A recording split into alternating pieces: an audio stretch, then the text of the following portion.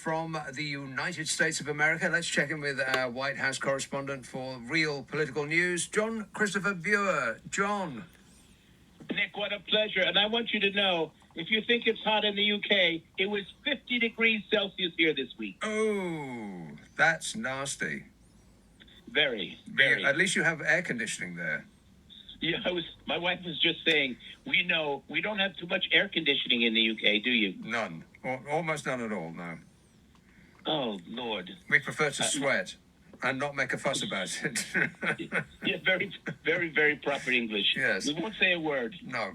Now, Donald Trump delivered his big, beautiful bomb and then wanted to do a victory lap and collect his Nobel Peace Prize and his Medal of Honor and his Purple Heart and his cycling proficiency test and all. I don't really know. It didn't really work out the way he thought it would, though, did it? Well, nothing does. See, he's what we call, I'm from New York. I grew up a mile away from him in Queens. And he is what my father would say, a classical blowhard.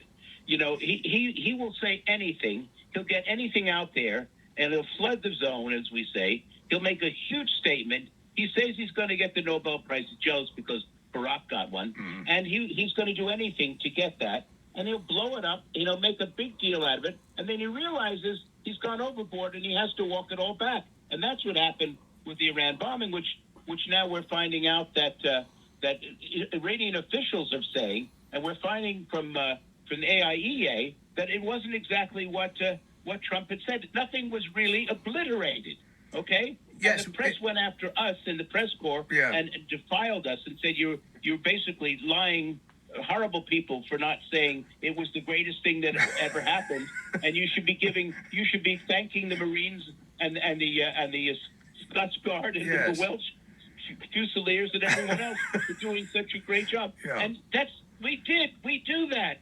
But it wasn't exactly what he said it was. No. So get off it, Donnie. And this was Pete Hegseth, wasn't it? He just went on this sort of berserk rant. I mean, presumably he was trying to impress Daddy.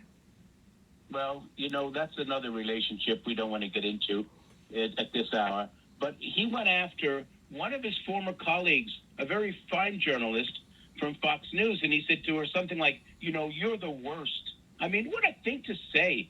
But Trump has made all this possible. And now we have to go back and do we have to go bomb Iran again? I don't know what the story is, but, you know, he's leaving it up in the air. And you don't do that to journalists. And Pete Hegseth said, I mean, I feel for the guy. He looked like he didn't get the audition for The Young and the Restless, so on the soap opera. So he took this job instead. It did occur to me during the week, watching him hyperventilate, it did occur to me that, I mean, obviously he's not really most people's top pick for that position, but what Donald Trump has done with all the people that he has surrounded himself with, he's not actually forming a cabinet, he's not forming a government, he's making a TV show, isn't he? Yes, he is, in fact, that's true. And you know what the other sad part is, Nick? No one knows what the script is. Including him. And especially him, because he'll change it minute to minute.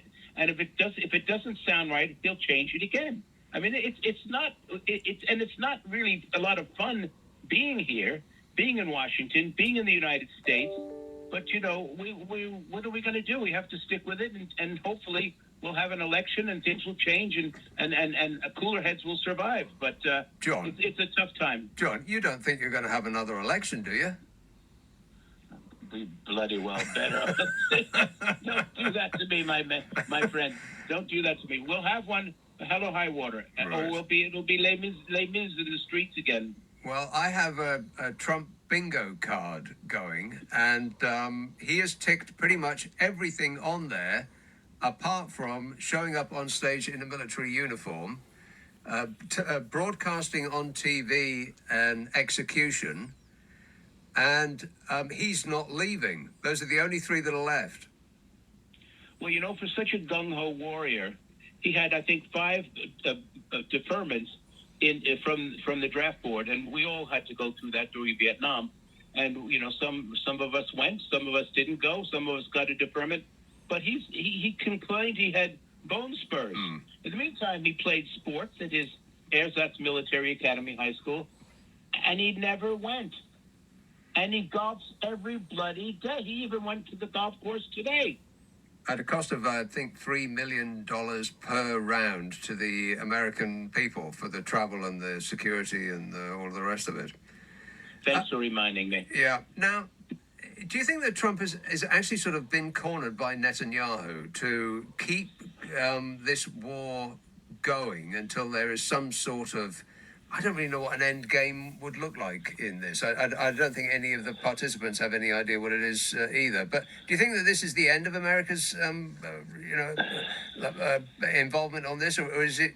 Are the Americans going to get dragged into it by Netanyahu? Well, I think the Americans or have been dragged into it. You know, I've been to Israel, and I know of Netanyahu, and he's quite a character himself. And he's not having a good time if you see what's going on in Tel Aviv with the protesting.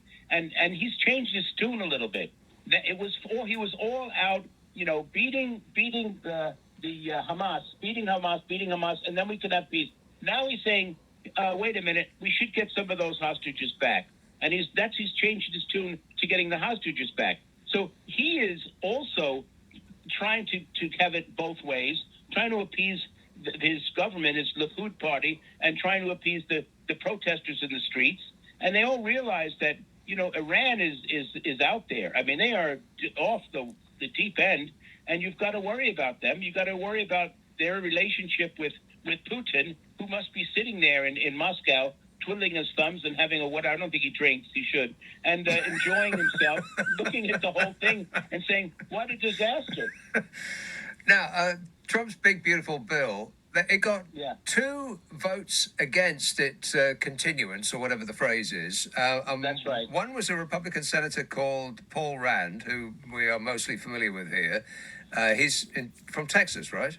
It's actually Rand Paul. Rand Paul, yeah, sorry about that. And the other is a guy called Tom Tillis.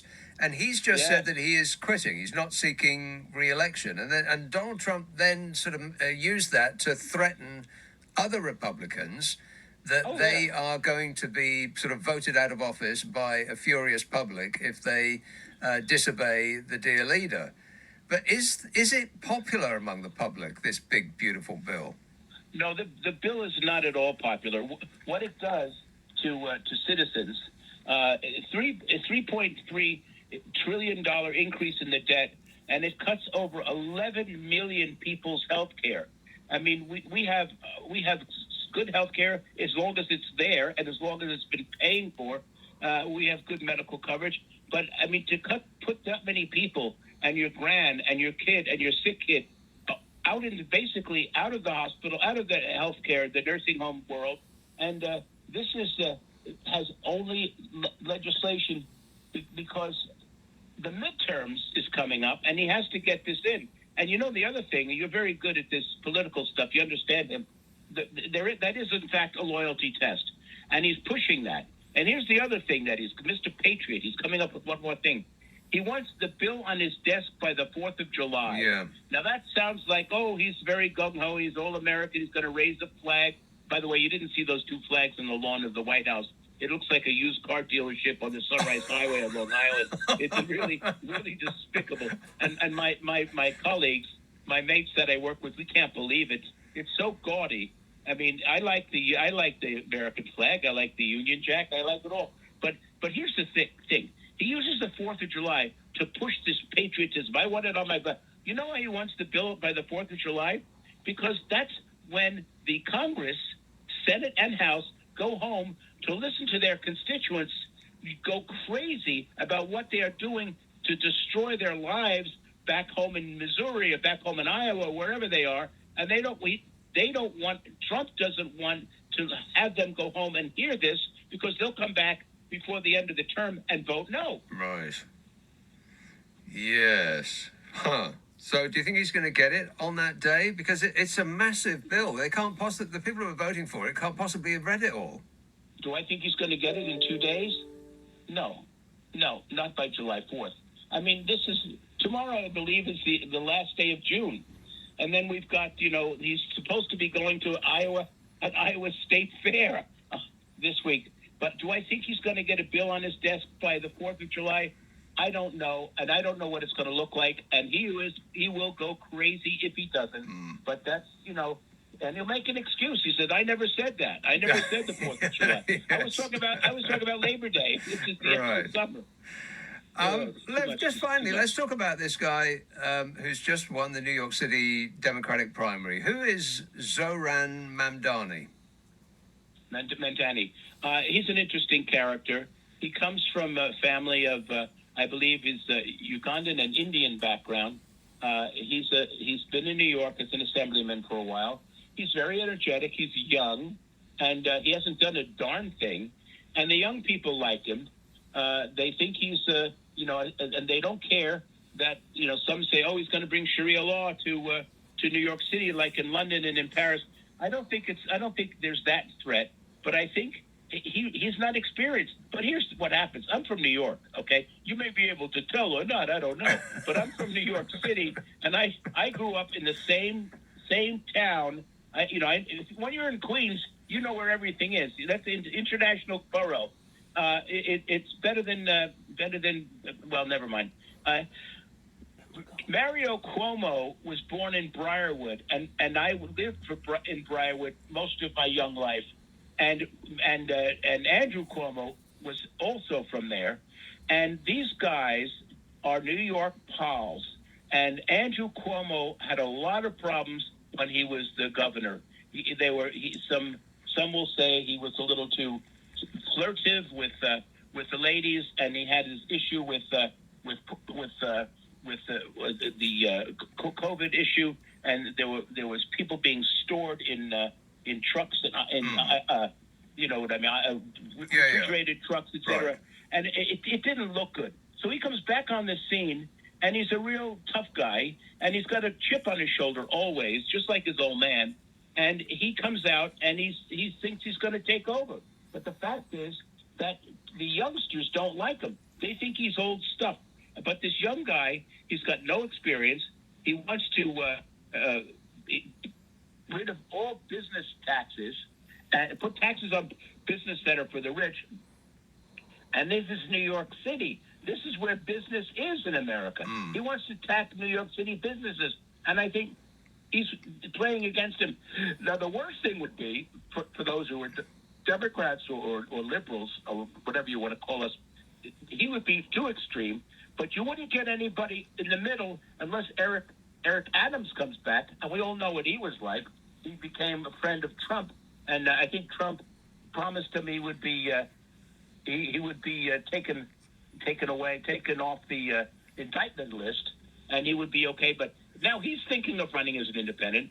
Andrew Cuomo is thinking of running as an independent, and this guy Mamdani is a Muslim, and there are a lot of Jewish folks in New York City, and it's going to be. I wish I was. The Betty Davis line reminds us.